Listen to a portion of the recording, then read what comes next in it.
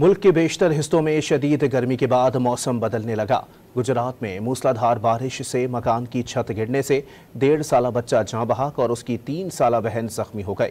پنجاب، شمالی بلوچستان اور آزاد کشمیر میں بارش کے بعد موسم خوشگوار ہو گیا۔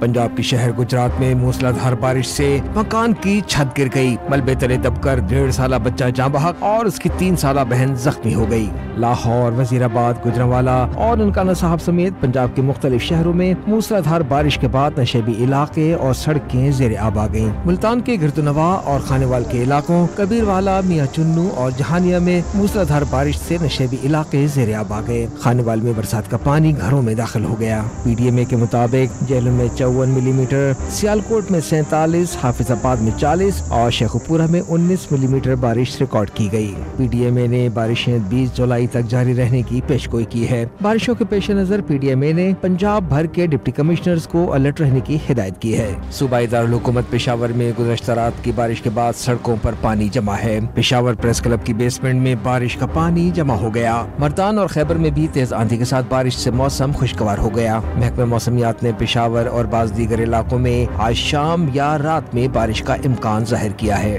بلوچستان کے اضلاع ژوب، قلعہ سیف اللہ، داناسر، شیرانی اور موساخیل میں آندھی اور گرج چمک کے ساتھ طوفانی بارش کے بعد سیلابی صورتحال پیدا ہو گئی۔ داناسر میں رات گئے لینڈ سلائیڈنگ اور سیلابی صورتحال کے باعث ژوب ڈگائی خان قومی شاہراہ بند ہو گئی اور گاڑیوں کی لمبی قطاریں لگ گئیں۔ آج موساخیل، خزدار، قلات، زیارت، مستونگ، جعفر آباد، جھلمکسی، ڈیرہ بگٹی، سبی اور ملحقہ علاقوں میں آندھی اور گرج چمک کے ساتھ بارش کا امکان ہے۔ آزاد کشمیر کے علاقے سمانی اور گردنواں میں گرج چمک کے ساتھ بارش ہوئی۔ بھمبر میں بھی شدید حبس کے بعد بارش سے موسم خوشگوار ہو گیا۔ ادھر سندھ کے شہروں ٹھٹا، سجاول، حیدرآباد، دادو، بدین، تھرپارکر، عمرکوٹ، مٹھی، میرپور خاص، سانگڑ اور نواب شاہ سمیت بیشتر علاقوں میں آج سے بارشوں کی توقع ہے، جس سے درجہ حرارت میں کمی آئے گی۔